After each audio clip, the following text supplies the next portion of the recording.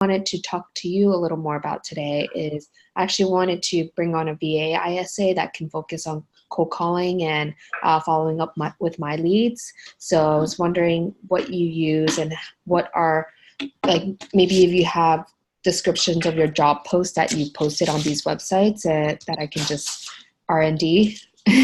Yeah. So there's a company that is that I use called My Outdesk. So I'm actually pretty good buddies with the CEO, Daniel Ramsey. So what I'll do is I'll connect you with him. Okay. And they make it like super, super easy. They have a pool of candidates that they'll send you a bunch of resumes. You pick the resumes that you like the best. They'll set up a Zoom interview, and they'll even kind of do some coaching for the first few months, kind of alongside of you, so that they're like your de facto sales manager in that process. And then I think it's 90 days or so, maybe 120 days or something like that. But basically for the first few months, they're holding not only your hand, but also their hand, most importantly, to get integrated, get trained up.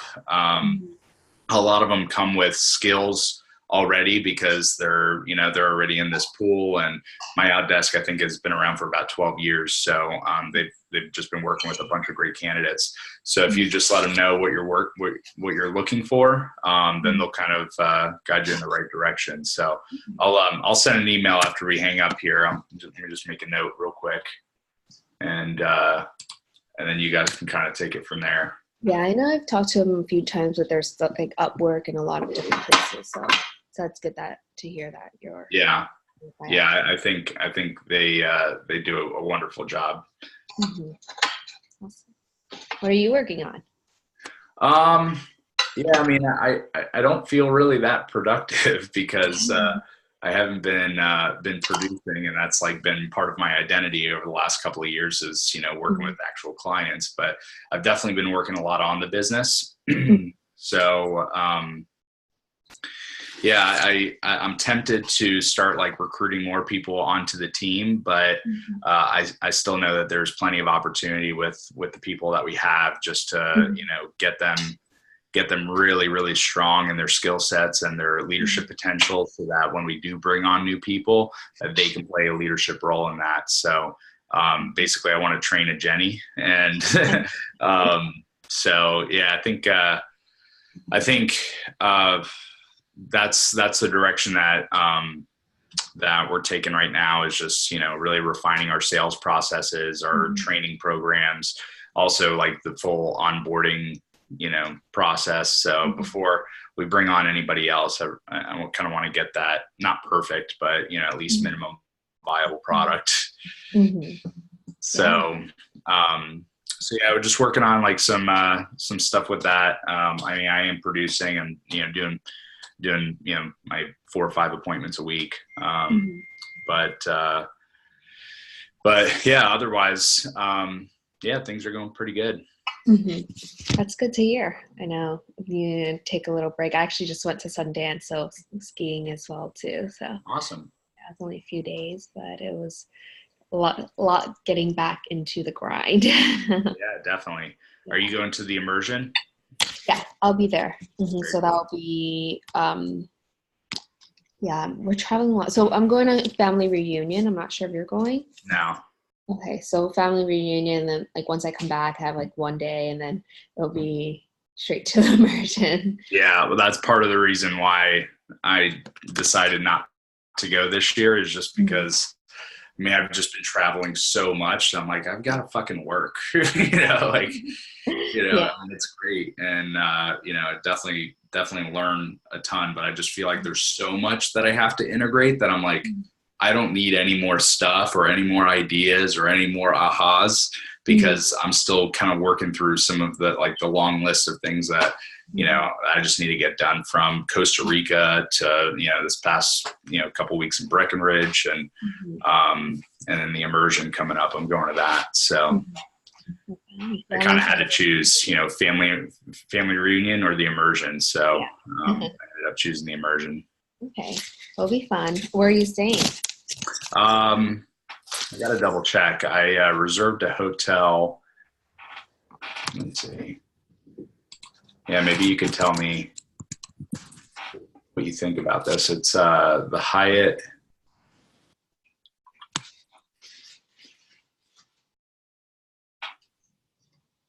Let's see here. By the way, do you know if anybody else is joining the call? I'm not too sure. I know Tyson said that he won't be able to make it. So Okay. the others are. All right, so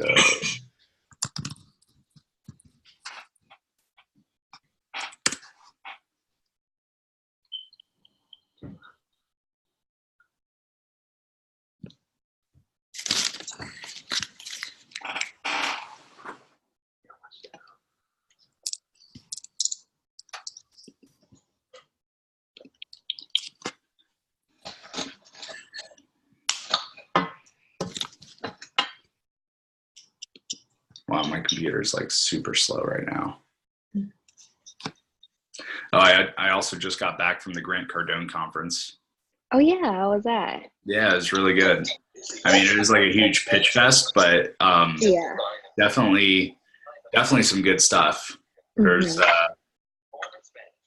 some interesting messages and interesting value propositions that are everybody basically got on to sell something from the stage. And I actually enjoyed it. I thought it was cool. Was John Maxwell there? I think I saw something. Oh, nice. Okay. Yeah, he wrote a new book. Yeah, he was amazing. Yeah, I'm excited to listen. I actually have my notes from the event that I could send over to you. Yeah, that would be really helpful.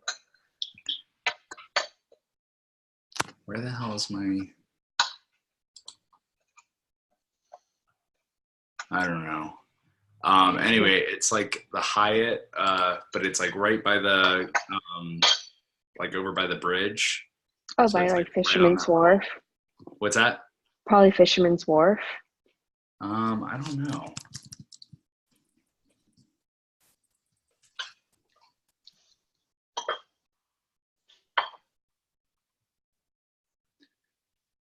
Yes, Fisherman's Wharf.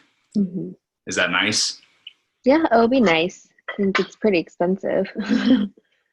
Yeah, I think I ended up getting it for free because I had some points.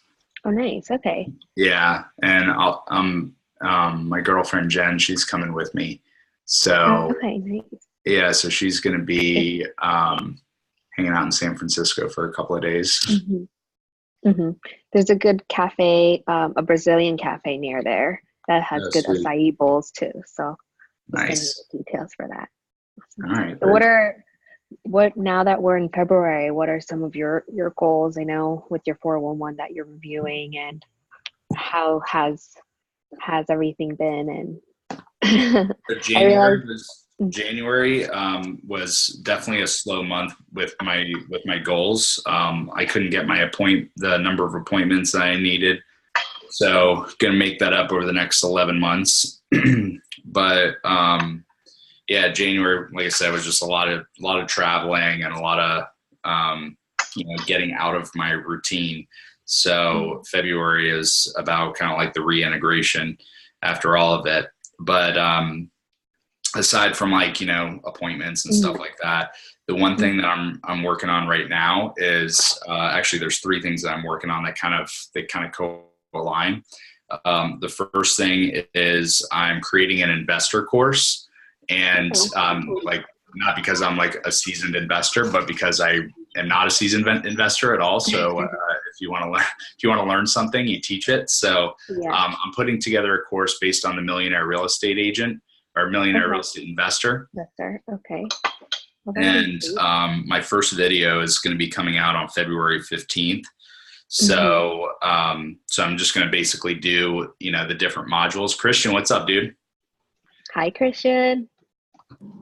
Hey guys, what's going on? Hello. How you doing, man? Doing all right. You ready on the road?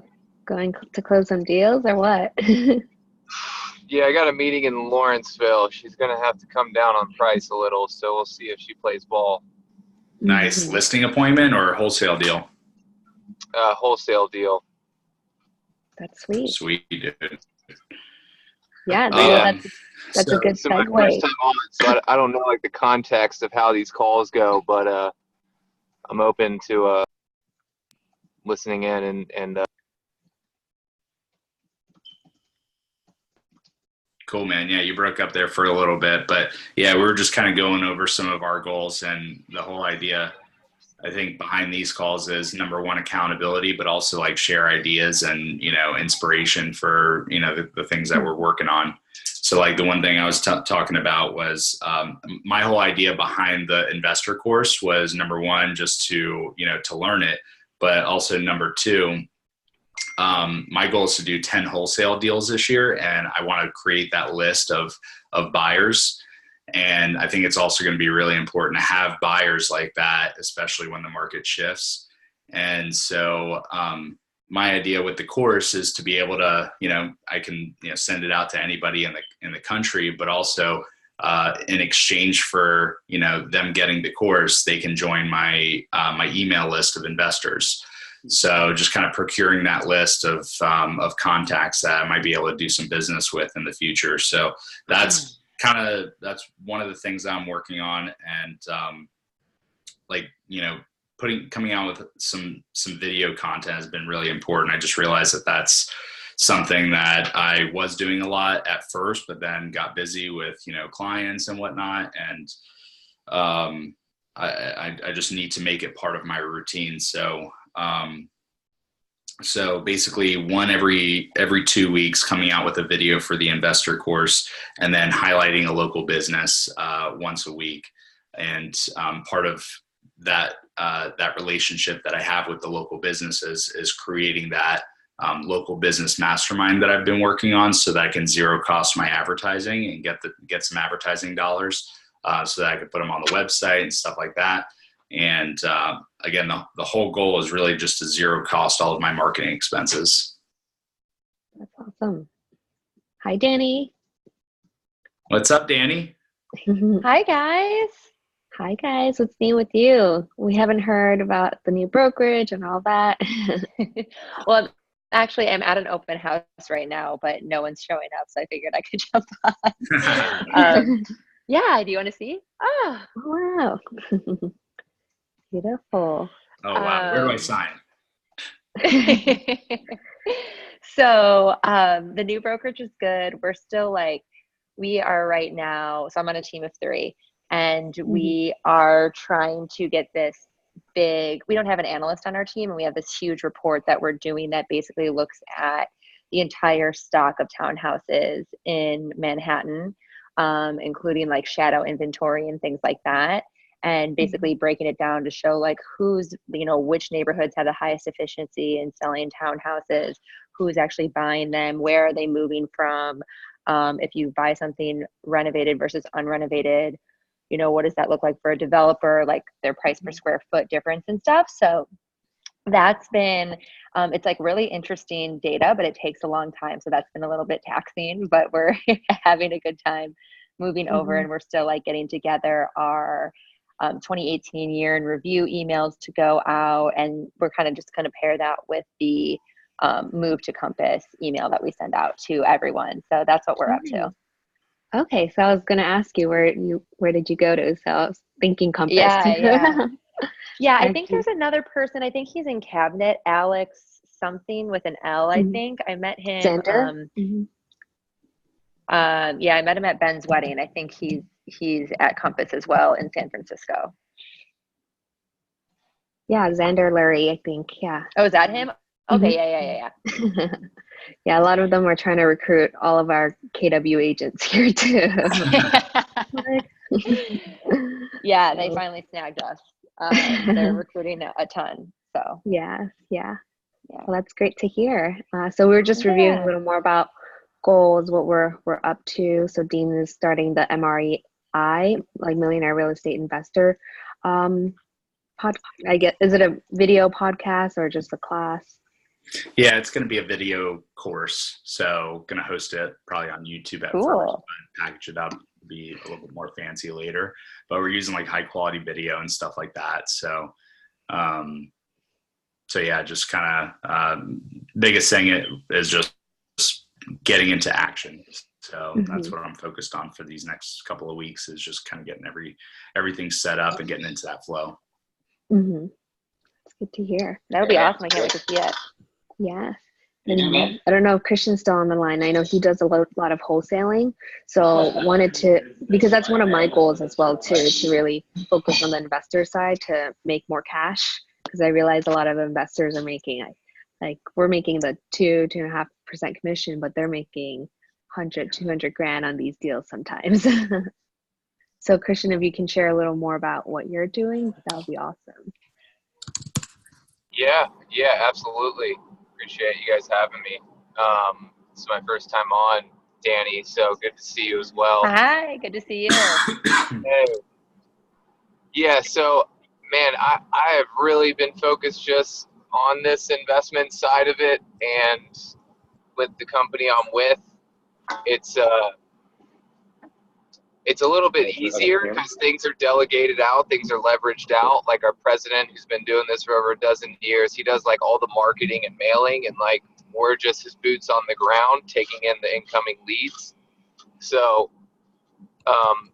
the thing is that the past 5 years in real estate, there's been a ton of investor activity, and I'm starting to see these sellers are getting more savvy.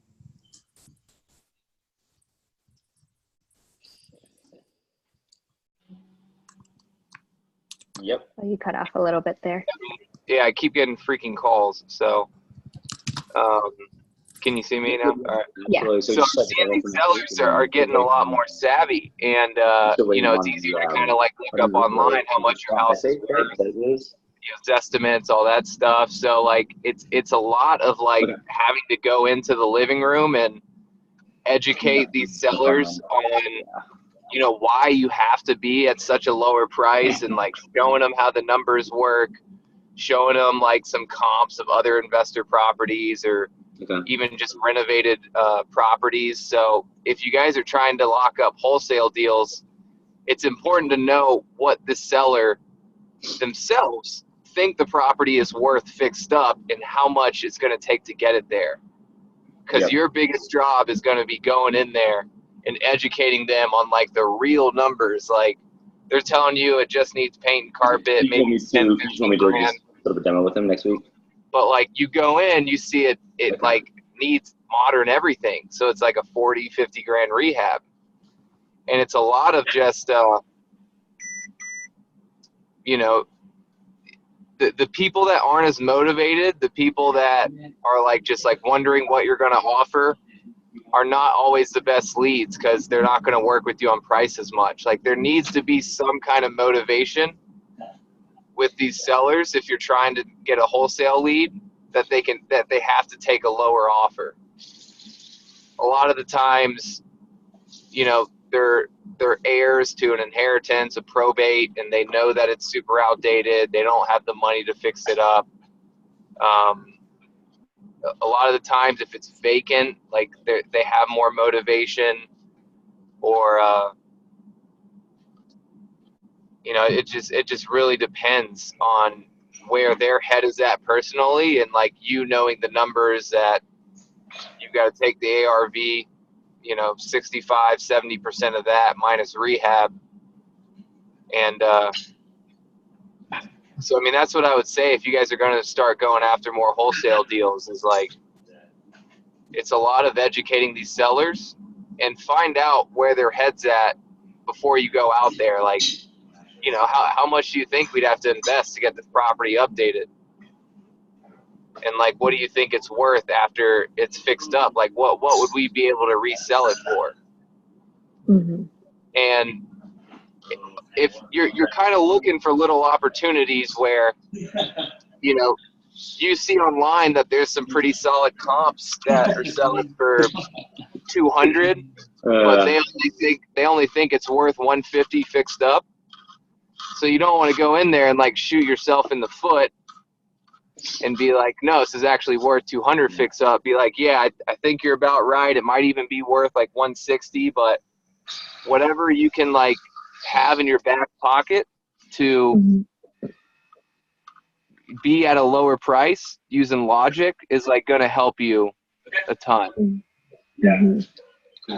You're also an agent too, right? Yeah, I'm also an agent. Mm-hmm. Okay, that's where we we're used to such more of the typical retail side. So we're just wondering, to be a true fiduciary duty to the seller, that's our responsibility. So telling them and convincing them to sell at a lower price is going to be a little difficult. True. Yeah. So a lot of these wholesale leads, I share with them that like I'm an agent. You know, I tell them I'm an agent, but they're not my client, right? They're not my client, so I can kind of go in there and do that a little more. So yeah, it's just a lot of educating and like finding the leads that are actually motivated. So Christian, how are you finding your buyers? Are you doing like a JV deal with some other people that have buyers, or have you procured your own list of buyers, or what does that look like? Yeah, when I first got into the business, like I was, my only job was to find buyers and everything. And like, you know, there are like the websites like My House Deals where you can like find people who are like literally subscribing, saying they're buyers. I know a lot of guys that would post like fake Craigslist ads to try and get investors to call them and like just tell them the property's sold, and then like, well, if you're looking for deals, like I can add you to my list. Yeah, I really don't have a big buyers list right now because the people I'm a part of have like a ton of a big buyers list, and we can also sometimes we can even like list the property on the MLS as well, so we get it sold one way or another. Yeah, that's always been like super interesting to me, to just be able to walk into a client and say, hey, you know, we have two options for you. We've got the option of, do you want to close, like, you know, like, do you want an offer right now, or do you want to wait a little bit and get more towards the market value? Like, do you have like a script that maybe you could share with us, like kind of, you know, how that conversation goes whenever you're first talking to somebody about the two options, or do you even give two options? So they call me and they think that we're a cash investor. So I'm always going in as the cash investor at first, and I just disclose that I'm also an agent. And I make them the cash offer and see like how willing to play ball they are. And if they're not, and it's like super clean and we're pretty sure that like it'd be able to sell in the MLS, after that, then I transition into, you know, basically what we call it the program. So it's like, all right, Mrs. Seller, like for us buying this cash, like my partner's telling me like we're really gonna have to be at 100,000. And I mean, from what you're telling me, that just doesn't work. Like, you know, I understand like the house is pretty clean here, and in these situations, like usually what we'll do is like my partner's got a program, and it's a little exclusive. It only works for certain properties, but I actually spoke with him about it. He said that he'd be willing to do it on this one. So basically, like my partner's been doing this for over a dozen years.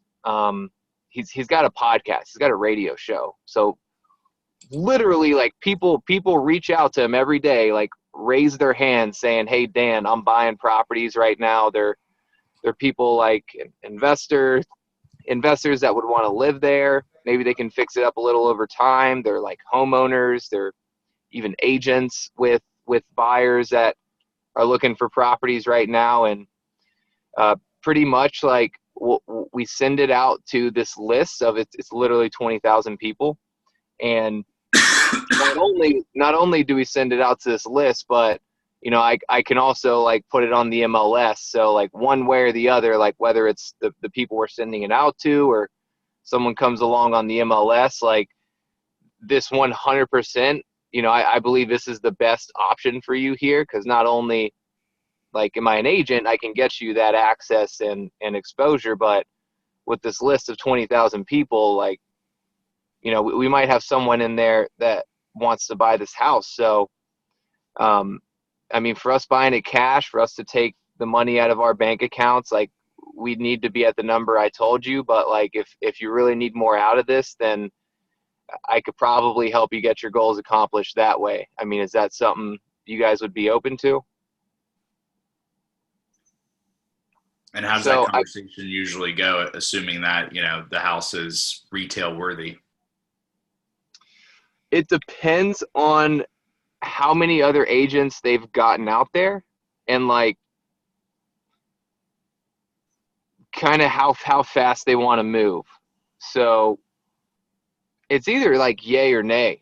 People are either just like hell yeah, or just like no, like I don't want to do that.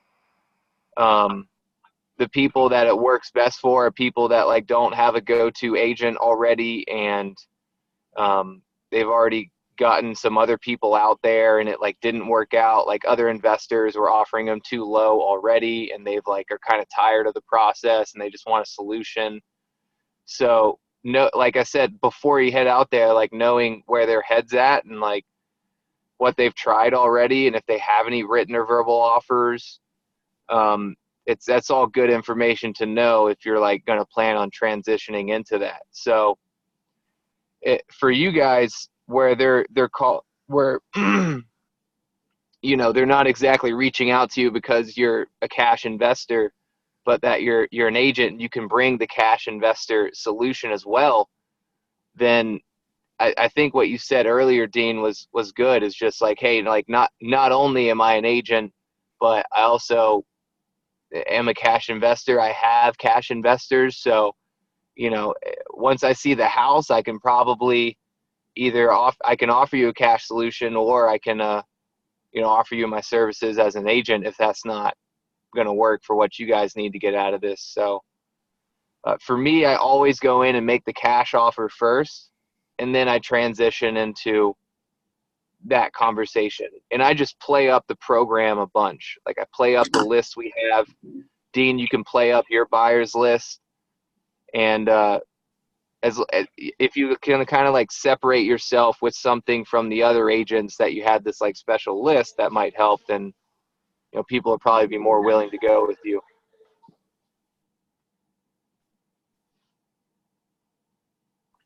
Awesome, dude. Danny, what are you working on for this year? Well, I had a question actually for you, well, for all of you. So like our team, we work solely on referrals. Like we've never done any marketing. And in our team lead, who's been in the business for 15 years, he's never done any marketing. He's worked solely on referrals. So what happens is we work a lot on like servicing his referrals essentially.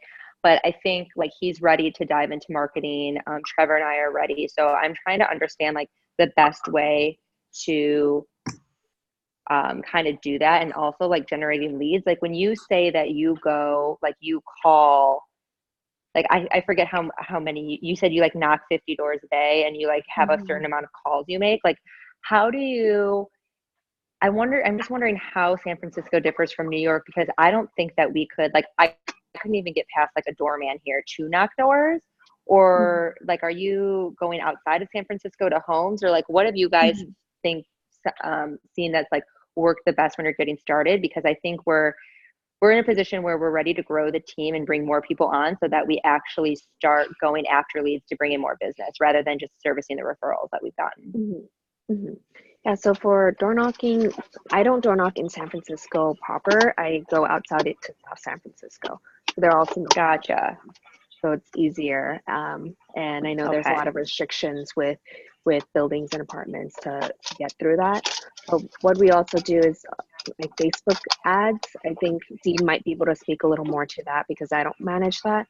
But we just do like a generic, like, hey, new homes in this area. So I think you can like just leverage a lot of the new construction and just use it generic and get people to start clicking on it. And if they're looking to buy, other things are just from, we do a lot of Mojo calling as well too. So Mojo Dialer, there's a triple dialer, and we get lists from Cole Realty Resource, and then there's also like a site called fastpeoplesearch.com that has been pretty good. Mojo? Mojo Dialer. Sorry, what was that? Mojo Dialer is a triple dialer. So we just go on a dialer and just call around like a farm, a neighborhood, and just invite them to open houses, invite them to our events, and just see if they have any interest like around real estate. So it's a lot of long-term nurturing. So we really focus on a specific neighborhood and area, like a zip code, and just go strong on that. Like we have 20% market share in South San Francisco right now. So, and then last year we did 126 transactions at 124 million, with only like 3 or 4 producing agents. So it's a lot of like focused on listings. So I think that's the main thing that we want to get in front of is sellers versus buyers. Buyers will always come afterwards, and just getting in front of homeowners. So that's the main thing. And I think it might be a little hard for you for door knocking, and it's so cold out there too. Because I was like, I know I was just trying to think, because I know that you guys do, like all of you do a lot of like lead generation. So I was trying to think, and I was like, I know there's door knocking. So I saw your, like, what you were so graciously shared, like your daily kind of breakdown. And so that's definitely not going to work here in New York. And like a lot of buildings also like, I forget what the clause is, but you basically can't call them because they've already been harassed by too many real estate agents, because there's like 60,000 real estate agents in New York City, and there's like 13,000 transactions that happen a year. So you can do the math on how many people are getting annoyed by us. So I'm just trying to figure out, so that really leaves out like calling and door knocking. So it sounds like really making like content to put online, and then like Facebook ads, both of those kind of seem to be the best kind of thing to go after. Would you agree? Does that make sense with what I'm saying? We also get a lot of leads from Yelp too. So a lot of buyers, and more so sellers. You get leads from Yelp? Yeah. So my team lead, he pays for Yelp ads, but we have 72 reviews now. So maybe that's something we can all help each other with, is increasing our Yelp profile, because a lot of people search like real estate agents here. So I would have never thought of Yelp. That's awesome. Okay. Yeah. Danny, I've got an idea for you. I think you're on the right track with the content marketing. We could talk more about your content strategy if you want, but also like something that we do, which might work really, really well in your territory, because we'll usually take like a neighborhood, and in your case, you might want to do like a building and create a Facebook group just for that building where you post different events and you just focus on one at a time. So if there's like, a building, maybe even the building that you live in or a building that you've done a few deals in, you can put together a Facebook group and just get really involved in that condo association. Maybe put on an event and like post those things and say, hey, and every time that you have an event, get people to join the Facebook group. And, people can just kind of get to know each other a little bit better, instead of like, knocking on each other's door and introducing them to a neighbor. They could just join the Facebook group and start having conversations with everybody that lives in that building. Yeah, that's a really, okay. I think I might lose you guys because I have to go, and I think I'm connected to Wi-Fi. But thank you for those suggestions. So Yelp, Facebook groups, Facebook ads.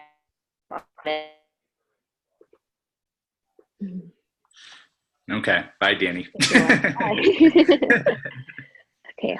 She's even throwing up the peace sign. I know. It's a graceful goodbye. Yeah. The building, creating a page for that is really interesting. One of the things I wanted to do, still want to do, is if I move in town, is join like a condo or somewhere that, like, you know, hopefully doesn't already have like a badass real estate agent. And if you can just like get really good friends Dude, it with doesn't matter. You're condo even more badass. Yeah, I could just out badass them, right? Yeah. But yeah, no, I love that idea.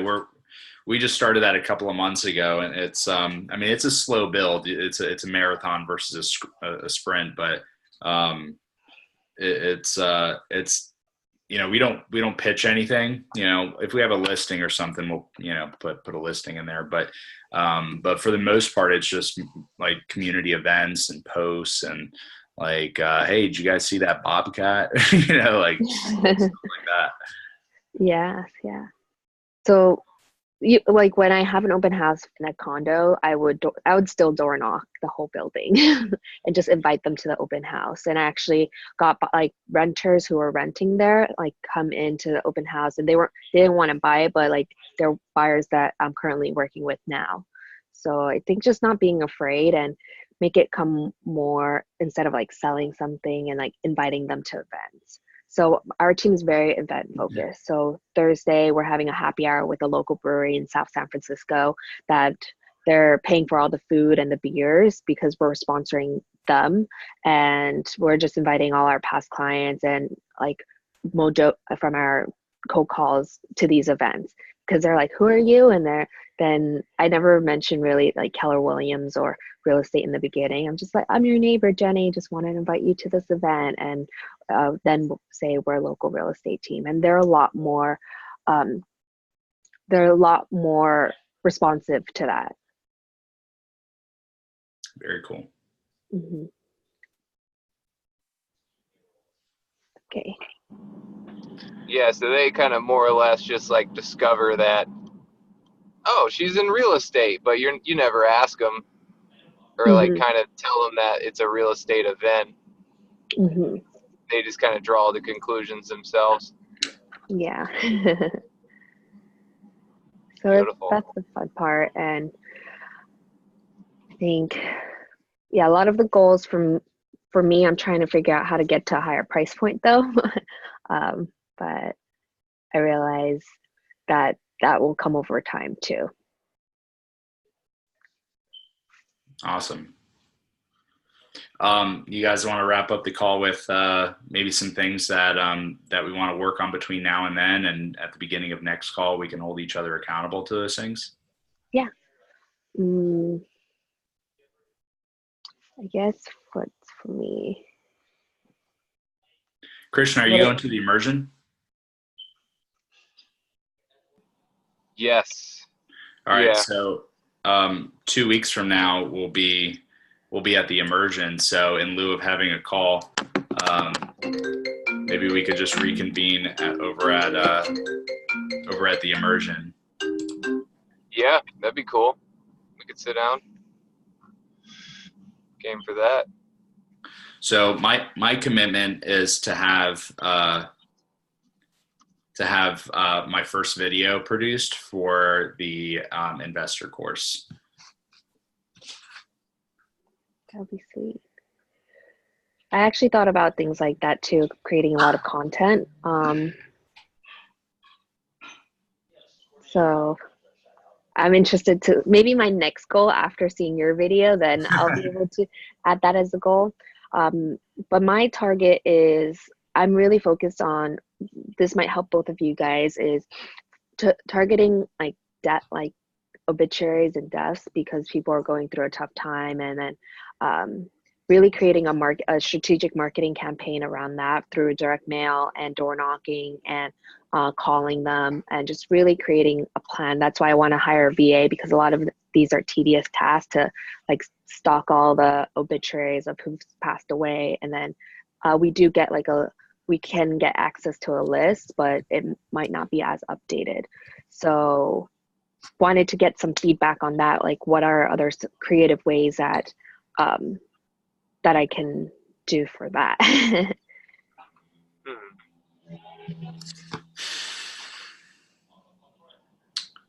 Yeah, so what's the first thing that comes to mind?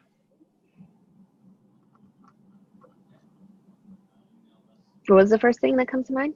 Yeah.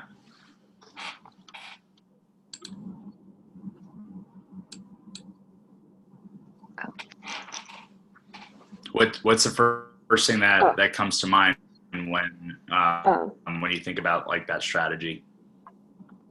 I think it's more so like creating content too. That's one of the things of when I'm sending them letters and they like search me, and then I'm talking about family inheritance and what are some of the pros and cons that you need to look out for, and really creating important estate planning. So not really targeting like dead people exactly, but that is the best, I think the best approach, because they are people fell because of the main like factors of like death, divorce, and like downsizing and all that too. So that's where I'm trying to figure out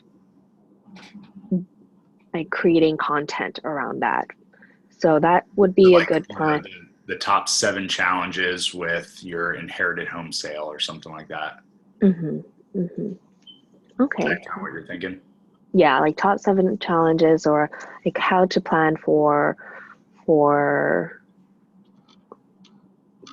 yeah, there's a lot of topics that maybe creating like the outline will help, and creating these podcasts or these YouTube videos as well too, just to put my name out there. And when they're searching my name, it will inherently go to the top, because on YouTube and Google, and then they'll see, oh, this person actually is doing something like this. And also creating a targeted website specifically around inherited properties. So I think that it's a lot of work. That's a great idea. And I would love to pick your brain on that and anything I could do to support you on that. Would you like to be held accountable at the immersion to come up with like maybe a certain number of like topics or, you know, video titles, and then you can kind of craft your message, you know, later, but at least just kind of brain dump on, you know, maybe some of the topics that you would want to have some conversation around. Yeah, I think that would be good. Okay. And for your videos, are you just going to talk in front of the camera? Yeah. So just want you yourself and with like a nice camera and all that. It's actually going to be me and this other guy on my team, Kevin. Okay.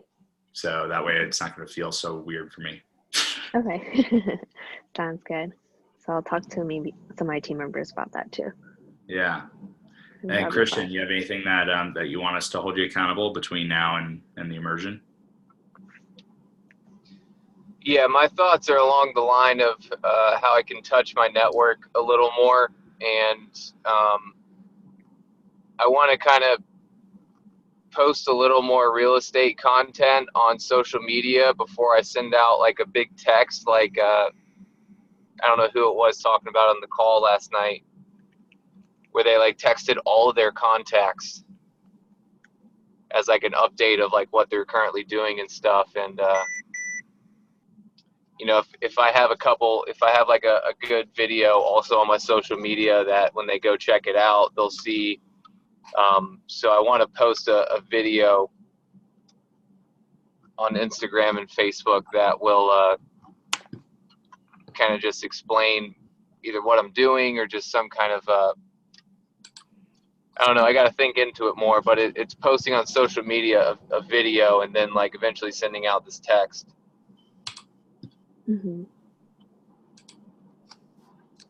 I think with that, people love stories, so really creating a fun story around it. For my social media, I think I've gotten a lot of good traction and referrals from past clients and like old college friends that I haven't been in touch with, but they referred me to people and like their siblings to buy a house up here, by just sharing the story, like, hey, this family moved out of area, but then really wanted to come back home because they saw the benefits of having their parents be the caretakers of their young children. So really sharing the story. A lot of agents that I see are like sold for X amount of dollars, X amount above list price, or blah, blah, blah. But I think just really sharing the story. And if you're able to get pictures with with your clients, that will speak a lot more. Okay. Mm-hmm. Yeah, that's good feedback. Thanks, Jenny. Yeah. You're welcome. I'm excited for us. Awesome. Yeah, stoked to see you guys. Yeah, for sure. Well, it's always a pleasure. Mm-hmm. So yeah, I needed this. It's been like I think like 6 weeks since our last call. I know, like you need it. I know you're on vacation. We're like, where are you, Dean? Right? I know it's. I'm happy to not have anything other than the immersion on my calendar for the next few months. So I really just need to buckle down and I need to get some shit done. Got to get that achievement energy, moving because I've soaked in a bunch and been out and about and connecting with people on different trips and whatnot, and that's been great. But fuck, man, I gotta work. Yeah. Well, I think what we should do throughout, and not wait until the 2 weeks, but just text any like updates of how we're doing and progressing, because I think that will keep motivating all of us. Like, hey, just landed a listing or just got this deal. That I think that would be good for us. And hearing that story. Yeah. Okay. All great suggestions. Much love. I appreciate you guys, and I'll see you soon. See you soon. Take care, guys. Go crush it. Have an awesome week. You too. Bye. Thanks, Jane.